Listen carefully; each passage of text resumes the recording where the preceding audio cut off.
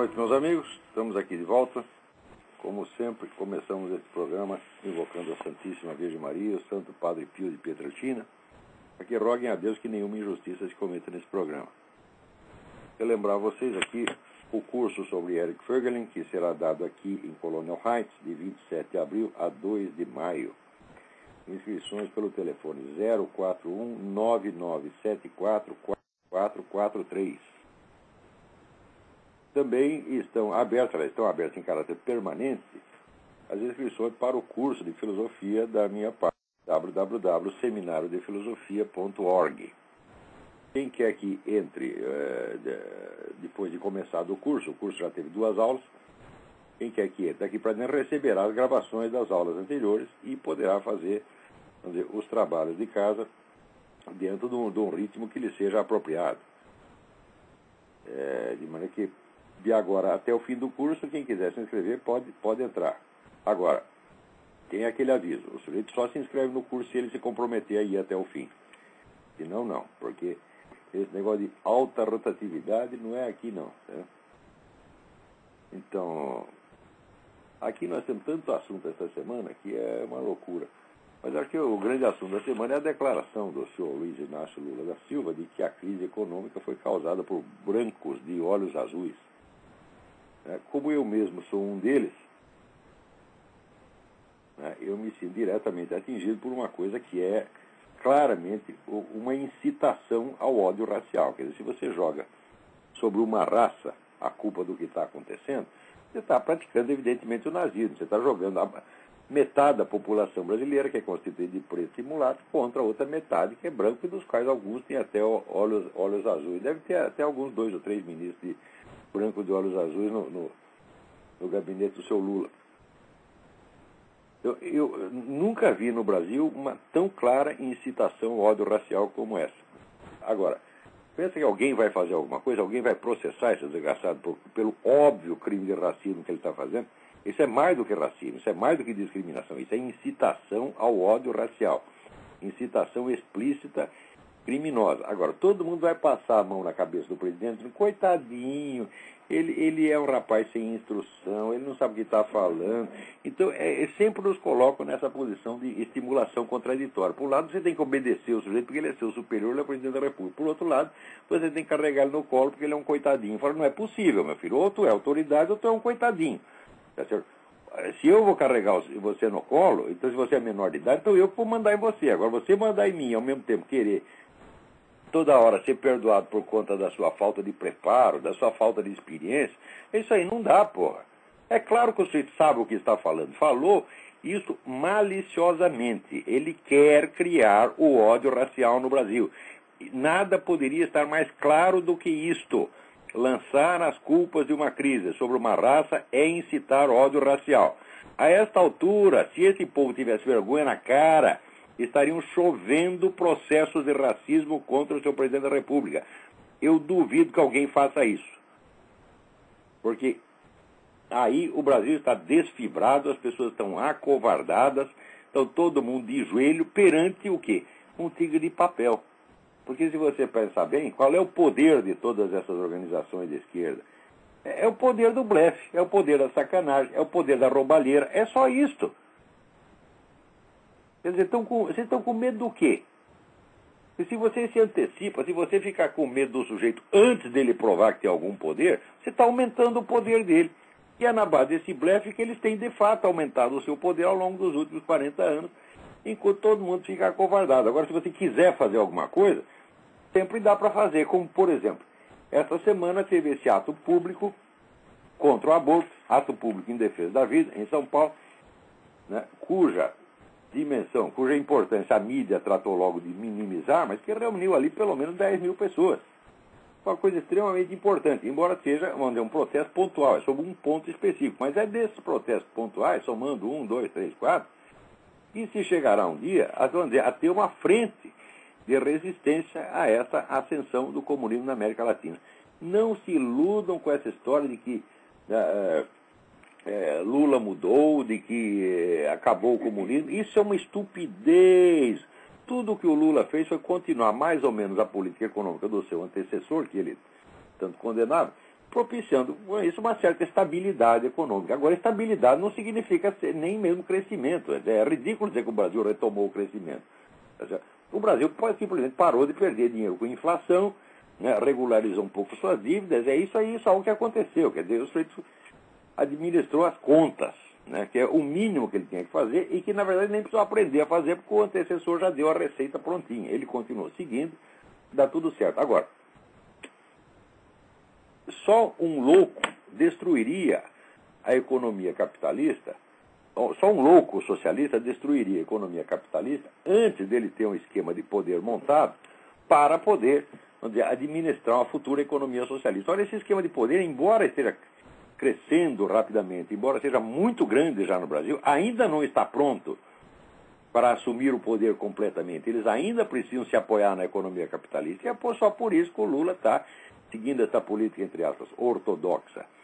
Agora, o sujeito é hoje tão comunista quanto sempre foi, o Foro de São Paulo é tão comunista quanto sempre foi, e a maior prova disso é a cumplicidade nojenta desse camarada com essas organizações de guerrilheiros, narcotraficantes, etc, etc. Quer dizer, só dentro do Brasil, vamos dizer, essa permanente beatificação, tá certo, dos terroristas dos anos 60, 70, é uma coisa nojenta, porque você não se permite o debate, não há confrontação, só tem uma versão única.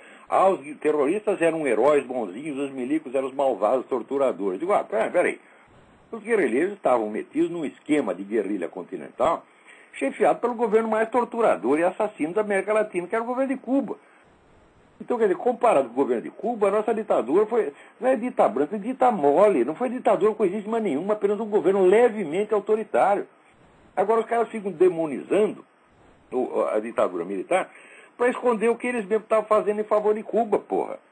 Então, vamos dizer, expor e ampliar, né, os males, os delitos, os pecados do adversário, esconder os seus próprios, é a essência da sacanagem política, que é exatamente o que eles estão fazendo. Só que a nossa mídia, ela serve a isto. Ela não está aí mais para informar, para mostrar uma coisa equilibrada, para mostrar os dois lados, para confrontar os dois lados. Não, está aí para distorcer em favor dessa corriola.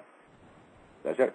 E esses jornais estão todos comprados por propaganda do governo. Sem propaganda do governo, eles não sobrevivem. Então eles fazem o que o governo mandar. E além disso, as redações. Não tem um direitista na redação da Folha de São Paulo, na redação do Estadão, na redação do Globo. Não tem um. No mais tem algum centrista, né?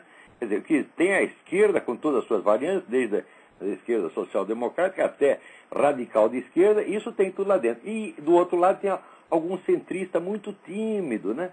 Tipo Luiz Paulo Horta, o tipo Merval Pereira, que de vez em quando escreve alguma coisinha, muito levemente, com cuidado para não ferir suscetibilidades esquerdistas.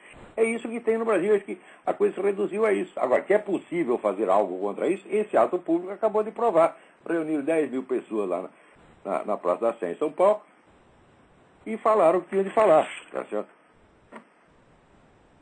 Agora, aprofundando um pouco mais desse tema aí do negócio da aliança entre comunistas e banditismo, né, eu tenho aqui saiu uma notícia, aliás, saiu no Globo, né? Olha aqui. Arquivos da ditadura. Arquivos da ditadura. Militares culpavam Brizola pela violência. Então, olha lá. O crescimento de facções criminosas nos presídios e as obras de urbanização em favelas foram alvo de duras críticas no relatório de Arapongas, que espionavam o primeiro governo Leonel Brizola a mando da ditadura militar. Os arquivos do extinto Serviço Nacional de Informações registram ataques às políticas de habitação e segurança pública implantadas pela gestão pedetista do Estado entre 1983 e 1986. Nos documentos, Brizola é atacado por ter, na visão dos militares, afrouxado o combate ao crime em nome do discurso de respeito aos direitos humanos. Note bem a brandura covarde dos relatórios do próprio Serviço Secreto. Porque não é que o Brizola afrouxou o combate, não é que ele foi omisso. Não, ele ativamente favoreceu o banditismo no Estado. Por quê? Porque ele foi eleito por uma conspiração de bicheiros que logo em seguida dominaram o narcotráfico. No dia seguinte da eleição do Brizola, teve um jantar, tá certo, oferecido pelos bicheiros em homenagem ao cara, num restaurante do Laranjeiras, eu não me lembro mais o nome do restaurante. Quer dizer, mas está na cara. E que esse pessoal que estava envolvido na guerrilha, participando da guerrilha na época, quando preso, deram treinamento e instrução, tá certo, a esses bandidos que depois formaram PCC, Comando Vermelho, essa merda toda. Isso está mais do que documentado no livro do Carlos Amorim, que eu comento no meu próprio livro, né? A Nova Era e a Revolução Cultural. Agora, dizer que o sujeito afrouxou, quer dizer, um delito de omissão é uma coisa. Agora, o Brizola não estava se omitindo em cumprir a sua obrigação. Não, ele estava agindo, tá certo? Fomentando a revolução, fomentando o caos social. Ele sempre foi favorável a isso e jamais escondeu o que era. Quer dizer, quando você pega um comunista e coloca num governo do Estado, numa nação democrática capitalista, o senhor vai ter que desempenhar naturalmente um papel duplo. Quer dizer, por um lado, ele tem que posar como defensor da ordem pública. Por outro lado, ele tem a obrigação partidária de destruir a ordem pública e fomentar a revolução, que é exatamente o que o Brizola fez. Agora, nem mesmo os caras do serviço secreto, no tempo da ditadura, tinham a coragem de acusar o Brizola do que ele estava efetivamente fazendo. Diz, olha aqui, seu Brizola, o senhor está fomentando o caos propositadamente, porque o senhor é um revolucionário, o senhor quer destruir a ordem pública, e o senhor está se prevalecendo do seu cargo de governador para destruir a sociedade. Era isso que deviam ter dito. Agora, mesmo naquela época, mesmo você vê o que é a revolução cultural, você vê o que é hegemonia, você vê o que é dominação mental. Mesmo naquela época, os camaradas tinham esse cuidado, né? Esses escrúpulos de não ferir suscetibilidade. Então, se você acusa o governo de omissão, você está fingindo que ele é um governante normal no exercício dos seus deveres, apenas falhando um pouco. Isso é completamente diferente de você ser um revolucionário infiltrado que está usando o seu cargo para destruir a própria instituição que você representa. E, na verdade, não é que o Brizola afrouxou. O Brizola vetou simplesmente a entrada de policiais no Morro. Quer dizer, fez do Morro, quer dizer, um território livre onde esses chefes do narcotráfico se transformaram em senhores feudais com poder absoluto sobre a população. E o pior é que quando nós falamos disso, né, o pessoal responde, não, você está contra os pobres, contra os oprimidos. Pobre e oprimido é aquele que está gemendo, tá certo? Sob a dominação do narcotraficante, tá certo? Que oprime, aterroriza, tortura e mata, tá certo? Vocês assistiram o filme Tropa de Elite? É exatamente como está ali. Você encheu o saco do chefe do narcotráfico, ele te põe numa pilha de pneu e te queima, porra. Te queima vivo. Com que você pensa que está lidando? E esses eram os amiguinhos do seu Brizola. E como esses são os amiguinhos da turma da Farc, que são os amiguinhos do Lula. Não se iludam. Não há aí omissão. Há uma ação intencional. Tá certo? Há um fomento à destruição da ordem pública.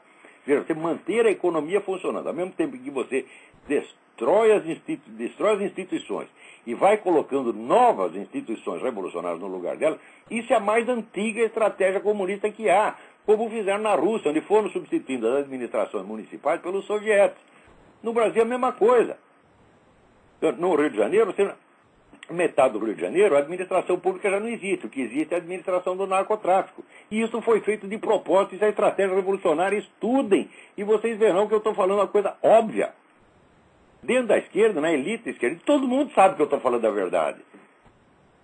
Quando eles leem isso aqui, estão acusando o Brizola de afrouxar o combate ao crime. Fala, quando o Brizola combateu o crime? Brizola ele não afrouxou o combate ao crime, ele fomentou o crime. Propositadamente, deliberadamente. Por quê? Porque ele era um comunista, ele queria uma revolução social. É a coisa mais óbvia do mundo. Vocês estudem o movimento comunista, vocês estudem os escritos de Lenin, estudem os escritos de Trotsky, estudem os escritos de Antônio Gramsci, e vocês verão que isto que esses idiotas do SNI dizem omissão no combate ao crime era simplesmente a aplicação de estratégias comunistas mais velhas do que andar para frente. Agora, continua isso como sempre a demonização da ditadura. E nenhum jornal, nenhum jornal, canal de televisão, cria a mais mínima condição de um debate honesto, uma confrontação honesta. Que a ditadura cometeu crime? Sim, cometeu, mas comparado com o que eles estavam fazendo na América Latina inteira, aquilo é uma mixaria. Agora, a Folha escreveu que era uma dita branda, as pessoas se fazem de escandalizadas. Ai, que horror! Que horror! Chamou de dita branda.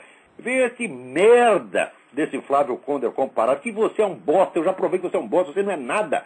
Você é um charlatão intelectual, é isso que você é. Você posa, tá certo, de erudito, de homem sério, você não é nada, é um mentiroso comunista, como sempre foi, porra. E vem pra cima de mim, vem me processar, que eu provo o que eu tô falando, desgraçado.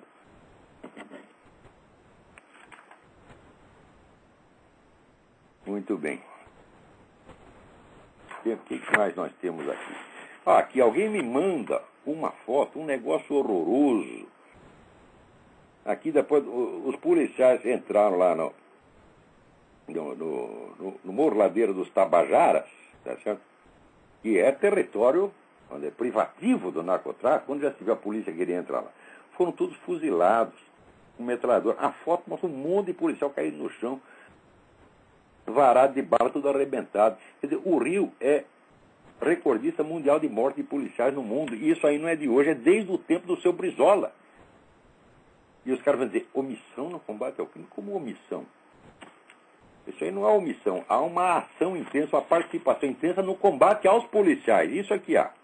Agora, enquanto isso, o pessoal lá tranca pega empresário, põe na cadeia e condena a 94 anos de prisão a mulher porque sonegou imposto. Porra, o que é isso?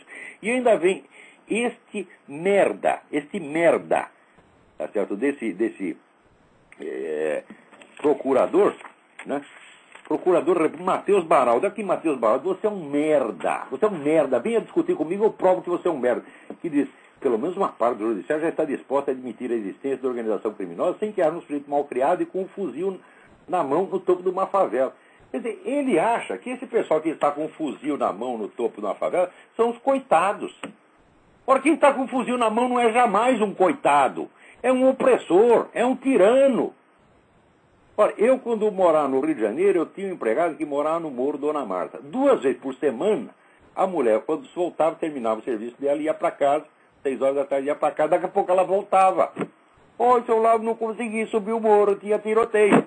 Então ficava o marido com os 2 filhos lá em cima e a coitada dormindo lá em casa, tá certo? Morrendo de medo. Isso é a vida na favela. Graças a esse que você, seu Matheus, considera os coitadinhos. Então esse coitadinho com o fuzil na mão, que não deixava a minha empregada chegar em casa para cuidar dos filhos. E assim como ela, tinha milhares de pessoas que viviam ali aterrorizadas, graças a esses, tá certo? Que você considera coitadinhos.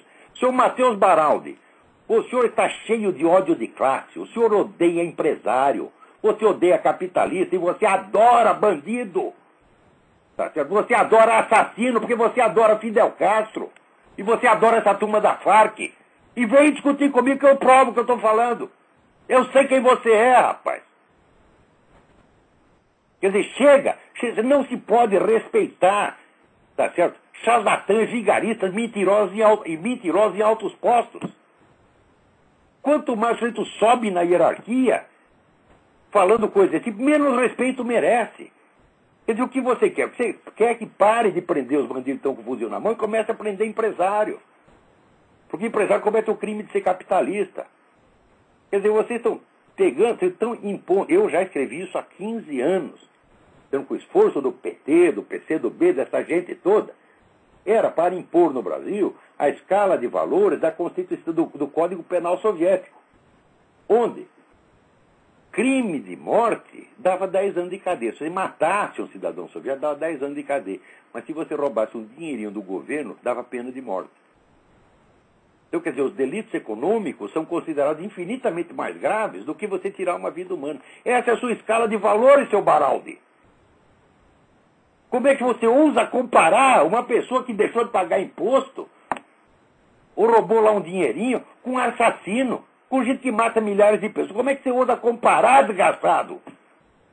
Você não tem vergonha nessa sua cara, não tem um pingo de moralidade.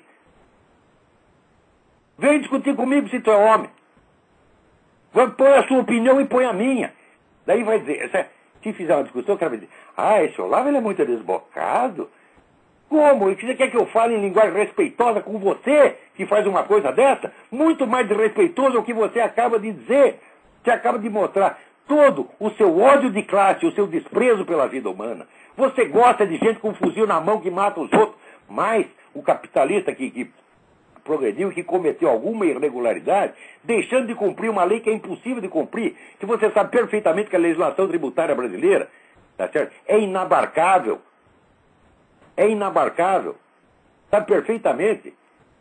Veja, só dispositivos que regulam o orçamento federal são mais de 5 mil. Quem tem esses 5 mil na cabeça? A legislação tributária brasileira é um labirinto feito para criminalizar todo mundo. Então, primeiro vocês colocam todo mundo fora da lei, e daí vocês escolhem aquele que vocês querem destruir e usam a lei. E o sujeito estará sempre fora da lei. Todo empresário brasileiro está fora da lei porque a lei foi feita para deixá-lo fora da lei. Você sabe disso, seu Baraldi. Que respeito merece essa lei? Nenhuma. Que respeito merece você? Nenhum.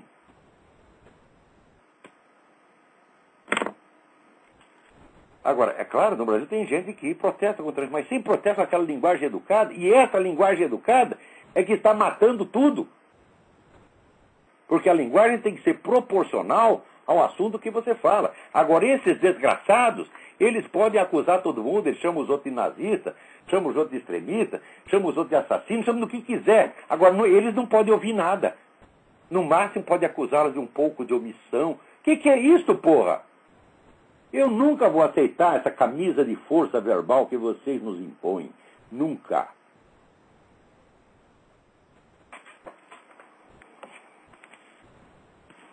Aqui está o Reinaldo Azevedo comparando. O Marcola pegou 39 anos, com todos os homicídios que pesam na cota dele. Agora a mulher, porque sonegou imposto, é 96 anos. Quer dizer, isso é justiça? Isso é uma putaria, seu Baraldi. Isso é justiça na sua cabeça. Porque justiça para você é matar capitalista. E vem dizer que não. Vem dizer que você não pensa assim. Ah, ele me acusou de ser comunista. Você é comunista.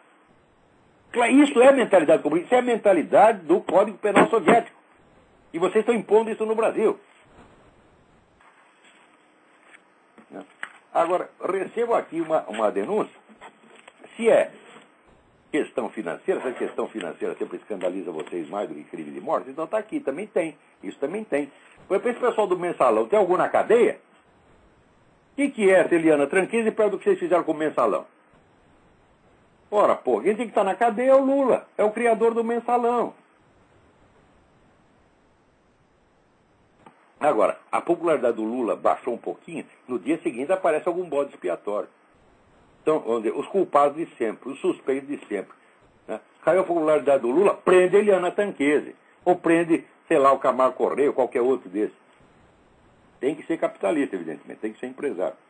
Agora, os empresários também são culpados disso, porque algum dia esses empresários se organizaram para oferecer resistência à ascensão desse poder que agora os esmaga? Jamais! Jamais! Quando eu falava isso 10 anos atrás, esse mesmo pessoal gozava de mim e falava, não, PT jamais vai chegar ao poder. Né? As instituições brasileiras são sólidas. E vinham com aquela conversa de merda, de gente covarde, mentirosa, que sabe tentar afetar a segurança. O sujeito está com o cu na mão, está morrendo de medo. E quanto mais medo tem, mais seguro ele quer se mostrar. Isso eu acho horrível. Vocês estão pagando não pelos crimes de que os acusam, vocês estão pagando porque vocês dão dinheiro para PT. Até vocês puxavam o saco de intelectual de esquerda, agora paga, porra. Agora, aqui recebo um apelo dramático dos médicos da rede municipal de Aracaju, que estão em greve desde o dia 3 de março. Por quê? Por que em greve? Tá certo? Porque não tem como trabalhar. Falta medicamento, falta receituário, falta sabonete, falta seringa, falta detergente. Falta tudo. Como é que não tem como trabalhar, porra? E o salário também não aumenta há 6 anos. Eu digo, bom, mas se você não dá o salário pro cara, mas também não deixa ele trabalhar, será que é por isso? Olha, nós não te damos aumento de salário, mas para compensar nós também te negamos os meios de trabalhar. Então você não pode trabalhar, você não ganha. Será que é esse o raciocínio que está por trás? Agora, o seu prefeito, Eduardo Nogueira, que é do PCdoB, diz que não tem dinheiro. Não tem dinheiro, mas acabou de gastar 18 milhões de propaganda. E vive dando festa, show, né, eventos comemorativos, para isso tem dinheiro. Agora, para botar lá nos hospitais para o negócio funcionar, para socorrer quem está morrendo, isso não tem. Então é esse o Edivaldo Nogueira. Né? Agora também esse é amiguinho do governador Marcelo Deda, que é do PT, que está sendo também investigado por compra de voto, mas é companheiro lá do Lula, então não dá para saber o que vai acontecer. Provavelmente não vai acontecer nada, como nunca acontece nada para esse desgraçado.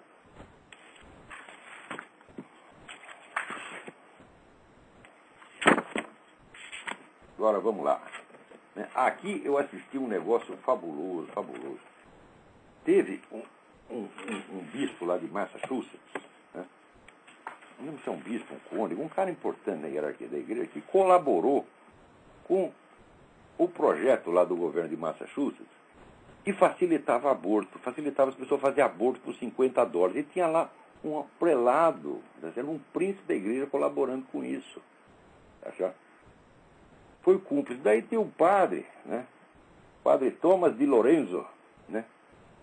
E me mandaram aqui a gravação da missa do padre. O padre era um gordão, né? Calmo, parecia tranquilo e tal. Ele fez lá a missa dele. Quando chegou no sermão, ele disse: meus filhos, eu vou aqui fazer um telefonema e botar, né? Botar no ar aqui para vocês escutarem a nossa conversa. E telefonou: alô, padre fulano, bispo fulano, né?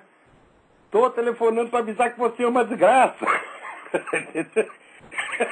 Ele escrachou o porra do bispo e fez muito bem, padre Thomas de Lourenço. É gente como você que a gente precisa, porra. Né? Aqui. Enquanto isso, né, aqui no Obamaland, as coisas estão ficando cada vez mais perigosas. Porque aqui, uma alta fonte do Serviço Secreto de Israel, né, que não se identificou, publicou no site Israel Today, diz que, olha, o governo Obama está se preparando para deixar Israel por sua própria conta e risco. Quer dizer, eles vão dar um apoio verbal, mas, na verdade, eles estão apoiando os árabes. Fala, bom, mas, peraí, precisa de uma alta fonte do governo de Israel para falar isso? Quem é que... Raiz, isso aí é que nem o amigo meu que chegou lá em Portugal e perguntou para o sujeito: o senhor sabe onde fica o convento dos Carmelos? E o Portuga vira para ele e fala: Raiz, mas quem é que não sabe? E aqui é o mesmo caso. Raiz, mas quem é que não sabe? A carreira do Obama foi toda financiada por esses árabes, um príncipe saudita, tá certo? Através de um sujeito que era, né, o advogado Malcolm X, sempre esteve ligado nesse meio. Ele deve a sua carreira a essa gente. Agora, por que ele vai ajudar Israel, meu saco? Agora aqui, esses idiotas, tudo, 72% dos judeus votaram em Obama. Agora fica aí, chorando. Puta que... Olha, tem três turmas que eu não entendo. Eu não entendo católico, eu não entendo americano, eu não entendo judeu. São três loucos. Eles só passam a mão na cabeça dos seus inimigos, dos seus traidores, né? Tratam os fulanos assim como se fosse a menina dos seus olhos, tá certo? E depois, evidentemente, eles se voltam contra vocês e dão uma facada nas costas. Agora aqui, outra notícia. Um satélite americano acabou de fotografar uma plataforma de lançamento de um foguete norte-coreano. O foguete está pronto para ser lançado. Que foguete é esse? Para onde vai? O que tem dentro dele? Ninguém sabe. Então isso quer dizer, a Coreia do Norte está pronta para soltar a bomba atômica. Essa aqui é a verdade. Tem tudo lá. Né? E também os caras descobriram, né? Como descobriram que merda fede, porque a Coreia do Norte está tentando isso faz anos. Você tenta, o dia consegue. Então agora, chegou a foto, vamos ver. Bom, mas o que o governo americano vai fazer? O que o Obama vai fazer? O Obama vai festejar, é isso mesmo que ele quer. O homem está a fim de destruir o país, pô. Enquanto isso, diz aqui, a Rússia saiu no Yahoo. A Rússia planeja criar uma força militar dedicada a proteger seus interesses na disputada região do Ártico. A criação de um grupo especial de forças paramilitares. Ou seja, eles acreditam, os russos acreditam piamente que o Polo Norte é deles. Tá certo? E aquela região tem uma importância estratégica extraordinária, mesmo porque dali eles podem facilmente atingir o Alasca. Eles são loucos para tomar o Alasca de volta, porque o Alasca foi comprado, né? Mas sabe como é? O pessoal gosta de vender e não entregar. Então entregaram, agora querem o Alasca de volta. Então, Isso aí, aquele professor russo, aquele geopolítico russo que andou analisando, dizendo que os Estados Unidos vão ser divididos em 5 pedaços, ele diz claramente que o Alasca vai voltar para a Rússia. Né? E também você vê, o Kremlin está investindo pesado nessa teoria do aquecimento global. Mas, e agora, vamos dizer, as últimas medições mostram, não é que o aquecimento global não é de causas humanas. Não há aquecimento global. As temperaturas estão caindo. Né? Muito bem. Também, enquanto isso, o senhor... há sérios indícios de que a administração Obama tende a liberalizar as drogas para acabar com a matança. É? Escuta, desde quando a existência de um comércio legal, né, impede a existência do comércio ilegal? De qualquer coisa da qual haja comércio legal, há também comércio ilegal. É a coisa mais óbvia do mundo. Quer dizer, nós legalizamos o crime. Os caras inventam outro crime, pô. Um crime oposto e complementar. Quer dizer, na Holanda acontece isso. Você pensa que não tem narcotráfico na Holanda? Tem. Os caras liberaram, né, a maconha. Você pensa que todo mundo vende maconha legalmente? Fala, não, também tem tráfico ilegal. E vai ter do mesmo jeito. E a criminalidade aumenta. Isso aí é criminalidade. Já tem dados suficientes. A criminalidade na Holanda, na Suíça, aumentou depois da liberalização de drogas. Quer dizer, esse pessoal é o seguinte, eles querem drogar as pessoas. E é muito simples. Por quê? Dentro da perspectiva globalista, eles pensam assim, hoje em dia, para você manter a economia funcionando, basta 20% da população trabalhar. O que nós vamos fazer com os outros 80%?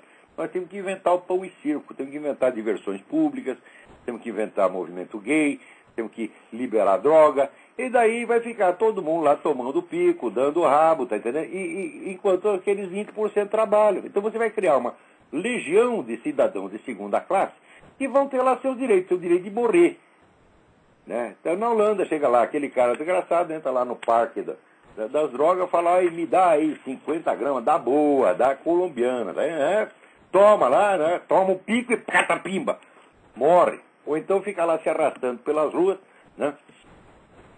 Perfeitamente inutilizado, o pessoal quando passa perto, tampa o nariz, né? E você tem lá uma horda de infelizes fabricado por essa política. É o que eles querem fazer no mundo inteiro. Tem alguém no telefone, quem é?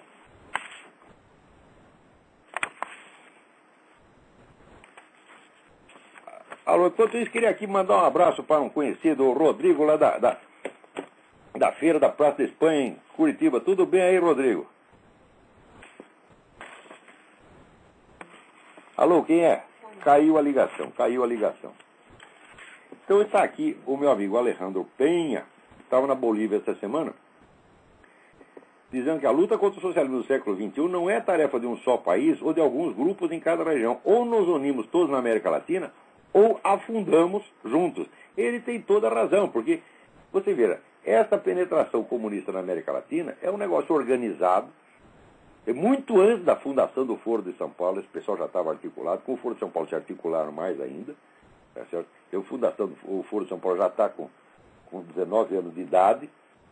Tá certo? E até hoje, o primeiro esboço de articulação para reagir a isso é esse empreendido pelo Alejandro Penha, tá certo? Que merece, tá certo?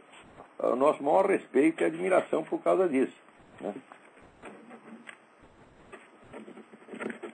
Agora, aqui estava falando do padre Lourenço, né? Na mesma semana também, né?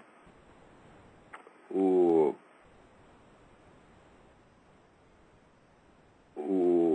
arcebispo Raymond Burke, ele fez uma declaração aqui muito séria, disse que, olha, os católicos que votaram no Obama colaboraram com o mal, mas é a coisa mais óbvia do mundo, porque o Obama tem uma longa carreira em defesa do aborto. O sujeito é abortista fanático, persistente, tá certo? E não, a coisa mais coerente na vida dele é o abortismo, tá certo? Então por que um católico vai votar nele? Quer dizer, você está favorecendo a política abortista, né? Então é claro que colaboraram com o mal. O arcebispo Burke tem toda a razão. Agora o pessoal que fica chocado, não se pode falar uma coisa dessa, que E violência verbal, matar criancinha não é violência verbal. Agora dizer que os caras matam criancinha é violência. Que é isso, porra? Quem tá na linha aí? Oi lá, bom? Oi, quem é? Tá bom? Opa, que se chama? Tá bom? Tá ruim essa ligação, rapaz. Desliga. Tá horrível. Consegue me escutar agora? Melhorou um pouco. Diminui o computador. Tá bem, diminui agora. Estou me ouvindo melhor, pode falar. Tá bom. Olha, há muitos meses eu estava tentando falar com você sobre 5 tópicos, eu vou ser bem breve, tá? Antes do Obama ser eleito, a Al Jazeera filmou o Gaddafi falando com o pessoal que ele era queniano, tá? E que todos os líderes iriam ajudar o Obama e aqueles que não iriam ajudar ainda, tá? Agora, tem um vídeo no YouTube.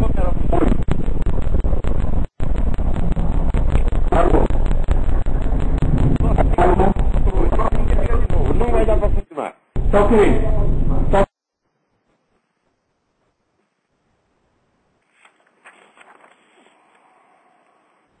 Agora aqui, a Sociedade Interamericana de Imprensa, né, ficou assustadíssima quando a polícia da Colômbia desbaratou lá um plano das Farc para matar o presidente da instituição, Henrique Santos Calderón, no diário El Tiempo de Bogotá. Para mais grande novidade, a Farc está matando. Olha, tinha uma turma do Partido Socialista lá na Colômbia que no começo apoiou as Farc e depois mudou de ideia. Na hora que mudou, a Farc pegou os caras numa festa, matou todo mundo. A Farc está matando gente pra caramba. Né? Quer dizer, se você pisa no calo deles, a única resposta deles é matar você. Já tentaram matar lá o presidente Álvaro Uribe várias vezes, nunca conseguiram, mas estão fazendo o possível. Agora, o pior não é a Farc, tá certo? O pior é a rede mundial de apoio às Farc. Claro que não apoia explicitamente. O que eles fazem? Eles combatem quem combate a Farc. A maneira mais velha, mais clássica, tá certo, de você favorecer uma causa nojenta, imunda, é combater quem a combate. Como esses meninos que se dizem católicos, mas não combatem o comunismo, mas combatem o anticomunismo. Tá certo? Não, uma boa parte da igreja no Brasil faz isso. Eles não vão sair apregoando o comunismo, por quê? Porque senão eles vão dar a bandeira e vão ser excomungados. Então não pode. Então o que eles fazem? Eles combatem o anticomunismo, diz que é histeria anticomunista. Eu estava lendo outro dia as memórias do cardeal Mindszenty. O cardeal Mindszenty é o grande herói nacional da Hungria, tá certo? E foi preso barbaramente torturado, tá certo? Ficou preso anos a fio e depois, quando saiu da cadeia, não podia mais ficar na rua, pegou asilo dentro da embaixada americana e ficou morando numa salinha na embaixada americana durante 20 anos. Até que no fim, quando deu esse negócio de perestroika e tal, os caras com uma demagogia deixaram ele sair para Roma. Vocês acompanham isso, existe Mindszenty Report. Mindszenty Report. Mindszenty escreve com S, Z e Y no final. Mindszenty. Tá certo? Eu nem sei se é assim que se pronuncia, porque húngaro é impronunciável. Ninguém consegue falar húngaro. Eu nem acredito que os húngaros falem. Eles fingem que estão falando, mas eu não acredito. Eles devem estar falando outra coisa. Né? Agora, é uma língua medonha, mas um povo maravilhoso. Tá certo? E está lendo lá a vida do cardeal Mindszenty. Eu digo, mas olha, se eu sofro de histeria anticomunista, eu que de vez em quando apenas escrevo um artiguinho, falo umas coisas no programa, né? O cardeal Mindszenty, então, o que seria? Já seria paranoia anticomunista ou coisa assim. Né? Então, naturalmente, nós estamos errados. Certo está esse puxa-saco de comunista, né? Ele tem o puxa-saco direto e ele tem o puxa-saco indireto, que combate o anticomunismo. Aqui tem até a expressão, o pessoal fala, é o anti-anticomunismo. O anti-anticomunismo é pior do que a propaganda comunista direta. Agora, essa semana chegou uma nota aqui, saindo lá no Cláudio Humberto, mas ninguém sabe se é verdade isso aqui. Diz que os comandantes militares fizeram um almoço no aniversário do ministro Nelson Jobim, no dia 13, mas sem a presença do general Paulo César de Castro, chefe do Departamento de Ensino do Exército, e do general Luiz Cesário Silveira Filho, ex-comandante militar do Leste. Será que é verdade isso aqui? Ele já reúne para puxar saco do ministro e exclui, né, os indesejáveis. Será que está assim nas Forças Armadas Brasileiras? Olha, eu no Cláudio Humberto, mas eu me recuso a acreditar. Se alguém puder confirmar ou desmentir isso aqui, eu agradeço. Mas se aconteceu isso, é muito grave, é muito grave. Né?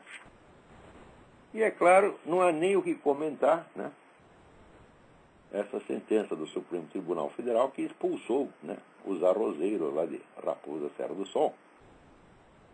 Irônico, quer dizer, você passa a vida lá tentando, né, criar alguma riqueza. Né?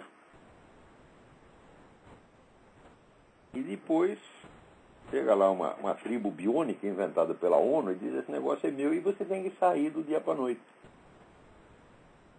Agora, outro dia, alguém reclamou aqui, mandaram uma carta dizendo: olha, você fala mal de todo mundo, mas você nunca falou mal da maçonaria. Quer dizer, você é maçom ou você é partidário da maçonaria. Eu não sou nem maçom nem partidário da maçonaria, eu sou contra a doutrina maçônica. Mas você quer saber, eu não vou falar mal da maçonaria, porque a maçonaria é um dos poucos órgãos que está reagindo contra essa coisa aqui. Você pode falar o que quiser dos maçons, mas que eles são patriotas, eles são. Entendeu? Eles estão lá defendendo a soberania nacional. E enquanto estiverem fazendo isso, falar mal deles, por motivos doutrinais, é uma coisa totalmente extemporânea. Tá certo? Então, não se combate quem está fazendo bem. Se você tem divergências doutrinais, você espera terminar aquele combate, e daí você puxa o sujeito, chama o cara para um debate, conversa com ele direito. Tá certo? A maçonaria pode ter os defeitos que tem, tá certo? Mas ela não está traindo o Brasil como esse pessoal da alta hierarquia católica está. Então, eu estou na Igreja Católica, sou inteiramente a favor da Igreja Católica e sou contra a doutrina maçônica, mas a maçonaria está fazendo a coisa certa e nós temos que reconhecer. Outra coisa. Semana passada eu comentei aquela notícia que saiu no Telegraph, no London Telegraph, dizendo que gente de dentro do Vaticano estava dizendo que o Papa é uma desgraça. Né? E, olha, a situação é a seguinte: de fato, tem muita gente na hierarquia que foi, né, colocada lá pela KGB 30 anos atrás, ficou quietinho, que agora é cardeal, gente importante. Esses caras estão fazendo o possível para acabar com a vida do Papa, pelo menos para amarrar a mão dele, tá entendendo? E não estão gostando do que ele está fazendo. Por quê? Porque ele está fazendo a coisa certa. Eu não quero entrar em questões teológicas, doutrinárias, não vou discutir a teologia do ex-cardeal Ratzinger ou do atual Papa, não vou entrar, eu não tenho capacidade para isso. Mas se ele está tentando unificar a igreja e está tentando limpar a casa, é a coisa mais óbvia do mundo. E outra coisa, ele não disse mentira nenhuma, não. Ele sempre falou as coisas certas, tá entendendo? Então é por isso mesmo que estão querendo acabar com ele. Então, vocês aí que se dizem católicos, que estão, né, seguindo, vivendo a imitação de Cristo, então falam: olha, o que nesse momento tem que fazer é o seguinte: tem que encerrar a fileira e defender o Papa, meu Deus do céu. Porque os caras estão querendo acabar com ele mesmo. Não é brincadeira isto, porra. Quer dizer, ele pode ter cometido no passado os erros, que foi erros teológicos, eu estava lendo até ontem, tem um negócio lá que eu acho bravo, mas ele fez antes de ser Papa, tá entendendo? E agora está tentando fazer a coisa certa, então nós temos que apoiá-lo, meu Deus do céu. Agora, outro dia um desses desgraçados que diz católico no Brasil, eles: olha, se tem um bispo, né, que foi, você sabe que ele é homem da KGB, mas ele foi sagrado bispo, você tem obrigação de obedecê-lo. Tem obrigação de obedecê-lo, caralho! Obediência subentende hierarquia. Né? Eu obedeço o meu superior se ele obedece o superior dele, senão não. Agora, se o nego está lá conspirando contra o Papa, querendo ferrar a igreja, eu vou obedecer o cara dele só porque ele é bispo? Ele que vai ser bispo na puta que eu paro, porque ele não é bispo não, está excomungado. Ele não é sequer um membro da igreja. Atenção, quem colabora com o movimento comunista está excomungado. Ele não é que ele não é bispo, ele não é sequer um fiel católico. Agora, as pessoas me perguntam: não, você fala que a igreja no Brasil, né, está podre, está liquidada, então o que você quer que a gente faça? Que a gente saia da igreja? Fala: mas é o contrário. Eu estou querendo que vocês vão lá para dentro e expulsem esses desgraçados. Está entendendo? Assim, pontapé no meio do cu. Entendeu? O cara falou uma coisa, colaborou um pouquinho com o movimento comunista, manda a merda. Fala: sai, senta lá e fala: sai daqui. O sujeito sai. Você quer apostar? Eu aposto com vocês. Fala grosso com os caras e sai tudo correndo.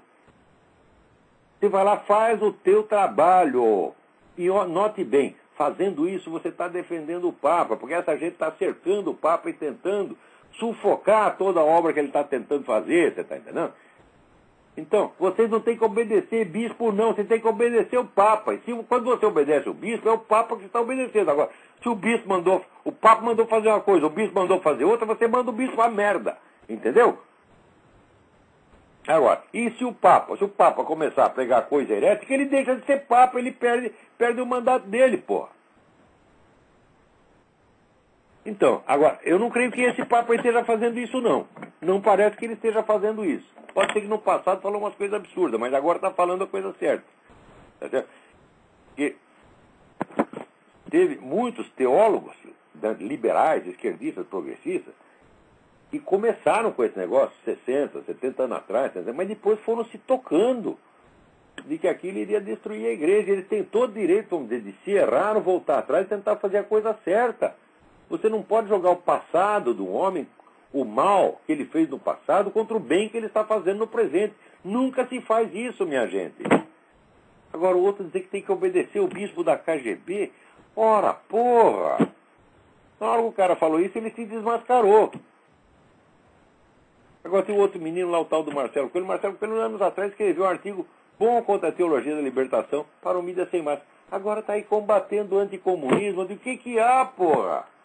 Não pensa, minha gente, vocês aí, Marcelo, todos esses aí, Rodrigo Pedroso, não pensam que eu tenho raiva de vocês, não. Eu amo vocês, adoro vocês. No meu coração vocês já estão perdoados.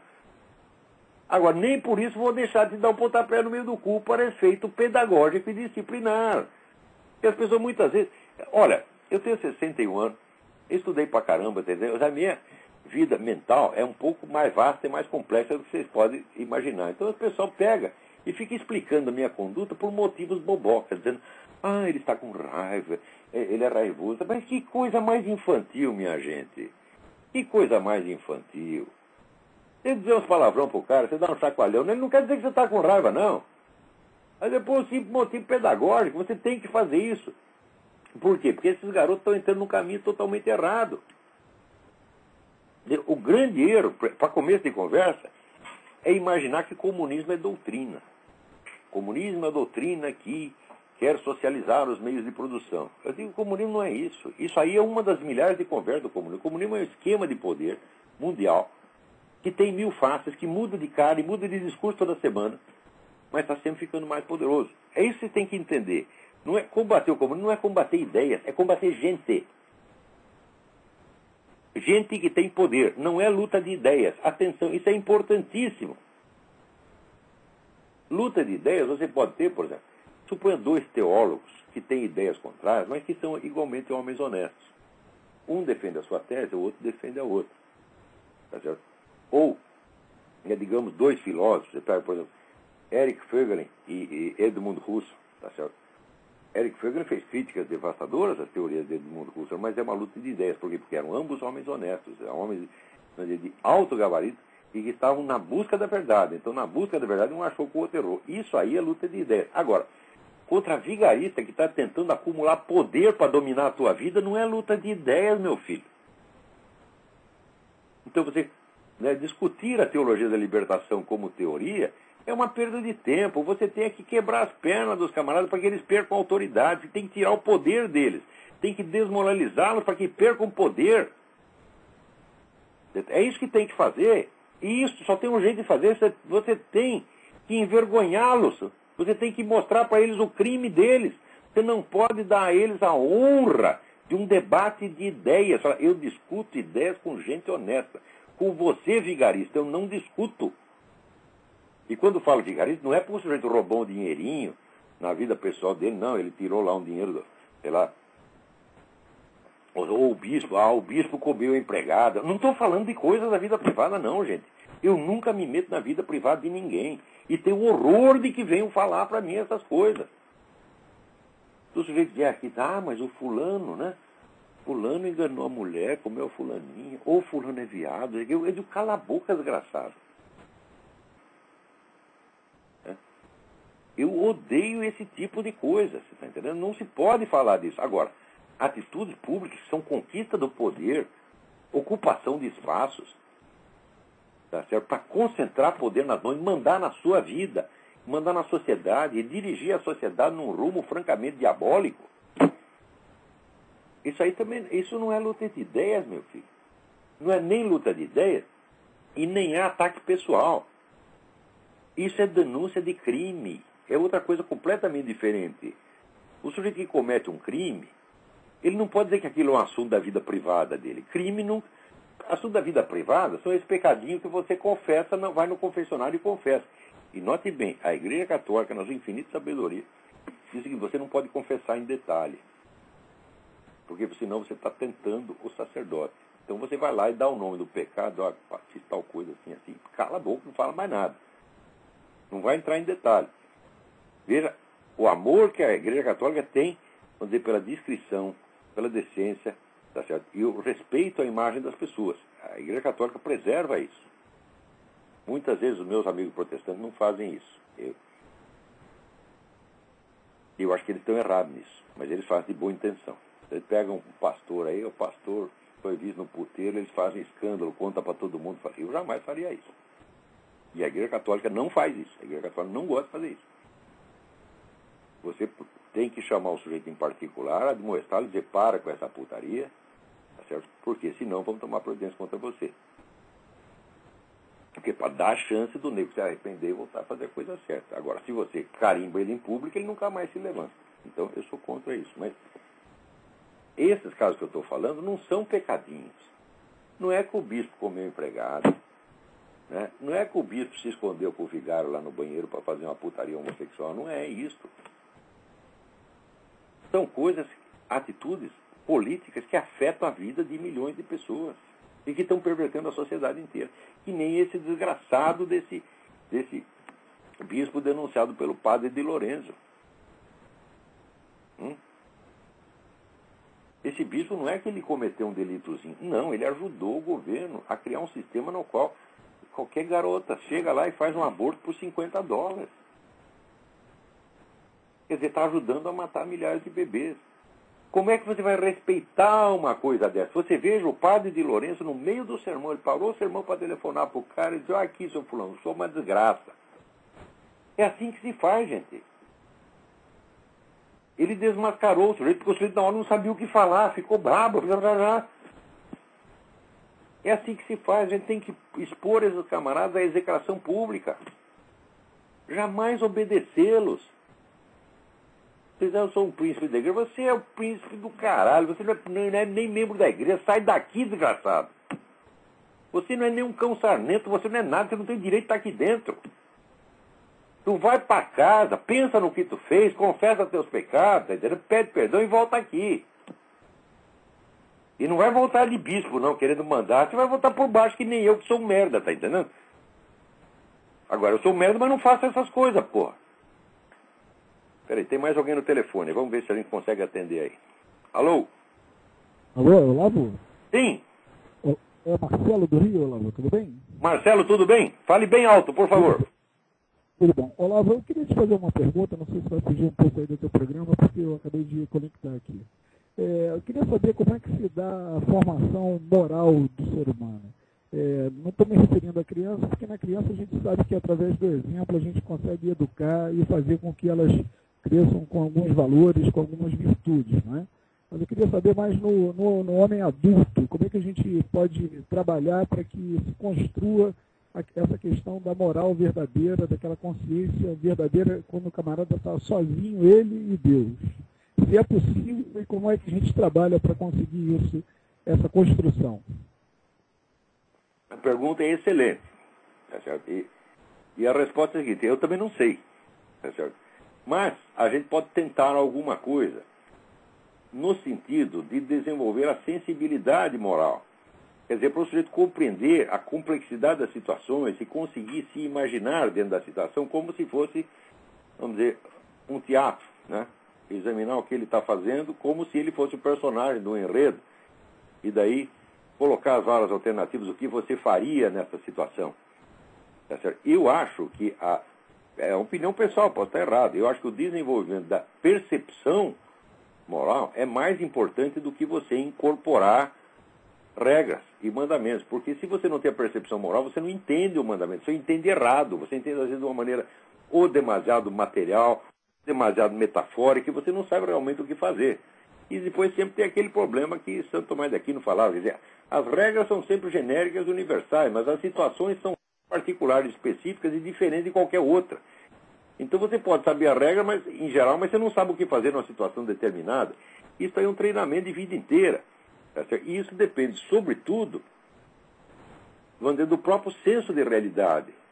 Esse senso de responsabilidade pessoal tem que ser desenvolvido através, vamos dizer, da meditação sobre as situações reais. Elas devem continuamente ser discutidas. Agora, eu vejo aqui que, por exemplo, nos Estados Unidos, eu encontro muitas pessoas que elas se fazem a pergunta, e às vezes discutem em família, o que é a coisa certa, o que eu devo fazer em tal ou qual situação.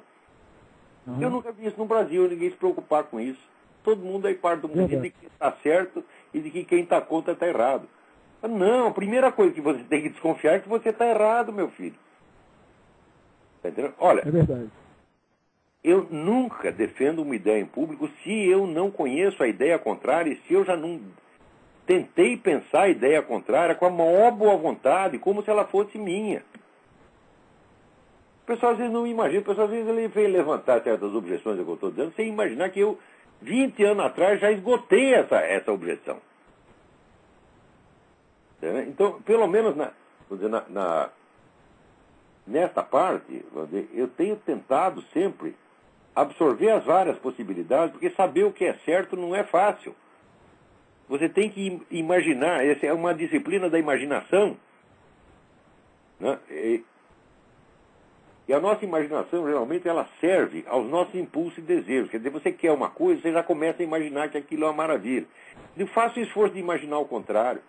Então, quando você vai fazer uma coisa, pense assim, mas será que isso não vai prejudicar ninguém? Será que eu não estou pisando no calo de ninguém? Será que involuntariamente eu não vou trazer sofrimento, destruição? A gente sempre tem que pensar essas coisas. Você consegue ver essa construção passando ao largo da religião, não? Como é?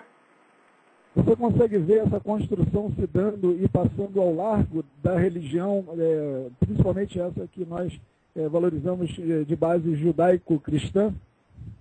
Não à margem da religião, mas isso tem que ser uma coisa preparatória à religião. Porque, você vê, a pregação religiosa em si, ela só pode te dar verdades universais, regras universais. Ela não vai dar, vamos dizer, a receita certa do que você tem que fazer em determinadas situações. A complexidade da vida, claro que elas estão abrangidas dentro do texto sagrado, mas estão abrangidas de maneira muito sintética. Uhum. Quer dizer, a religião não te dá a receita do que fazer, você está entendendo? E muitas vezes, na vida da gente, a gente vive situações paradoxais. Verdade.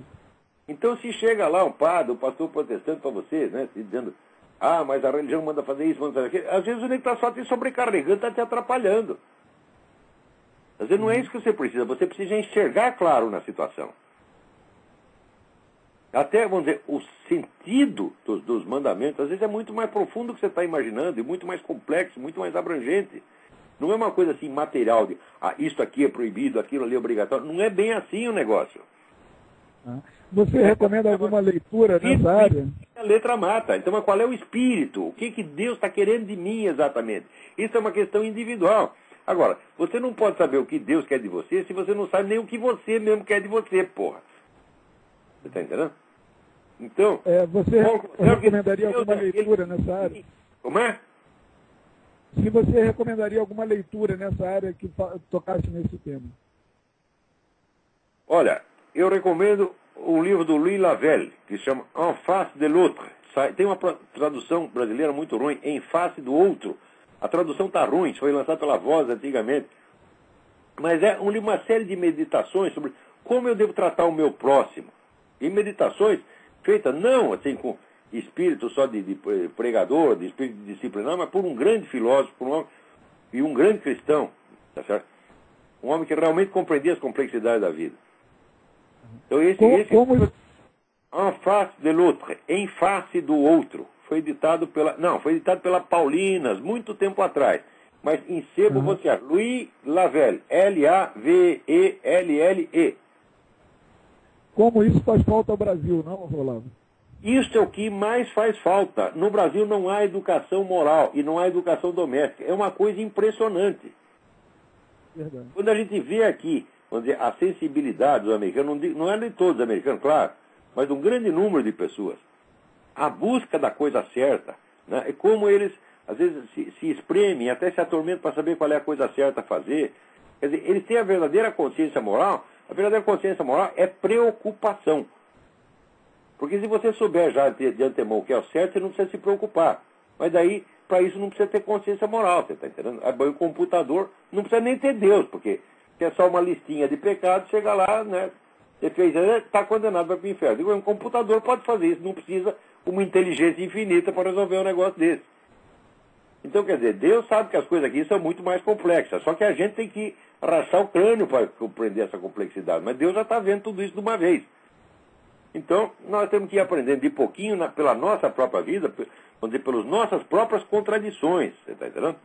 O ser humano é feito de contradição. Você quer uma coisa, você quer a coisa contrária ao mesmo tempo. Então é meditando isso que a gente aos poucos vai pegando o sentido daquilo que Deus quer para nós. Mas tem que ir muito de pouquinho. Agora, você pensa que eu estou falando de cátedra? Não estou, não. Eu não sou nenhum guia espiritual. Eu sou um merda, tá entendendo? Eu falo assim do pouco de experiência que eu tenho e da leitura que eu fiz. Mas eu reconheço que esse problema está infinitamente acima da minha capacidade. Tá bom. Olavo, obrigado pela ajuda aí e parabéns aí pelo programa. Obrigado. O grande poeta, Paulo Claudel, ele dizia, Deus é aquele que em mim é mais eu do que eu mesmo. Presta atenção, olha que coisa séria.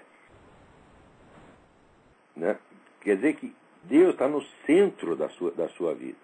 O que você ignora sobre você mesmo, Deus sabe. Ele te conhece melhor do que você mesmo. E Ele te ama mais do que você se ama. E Ele te compreende mais do que você se compreende. Então, você tem que, gradativamente, humildemente e com paciência, tentando compreender isto. Tá certo? Não é uma questão de você pegar um receituário exterior, né, e dizer, não pode fazer isso, pode fazer isso. Não é bem assim a coisa, tá entendendo? Claro que isso também existe, mas para fins sociais. Interiormente, a sua conversa com Deus é uma coisa muito mais complexa. Por exemplo, Deus sabe o quanto de capacidade você tem e o quanto de poder as forças demoníacas têm sobre você em cada momento. Ele sabe essa equação, você não sabe. Você às vezes tem uma boa intenção e você acaba fazendo o contrário do que você queria. O próprio São Paulo apóstolo dizia, não faço o bem que eu quero, eu faço o bem que não quero. E o homem era santo, meu Deus do céu. Agora, se ele tinha esse problema, quanto mais nós. Então Deus não está exigindo de você, vamos dizer, uma perfeição instantânea, que ele te dá um receituário, um programa de computador, e você cumpre aquilo e vai para o céu. Não é assim. Que até eu compreendo isso, como é que Deus não vai compreender, porra? Eu acho que Deus deve ser mais inteligente que eu, suponho, né? Agora, se até uma besta quadrada que nem eu entendo, por que ele não vai entender? Tá certo? E feito isso, aqui acabou o nosso tempo. Até a semana que vem. Muito obrigado.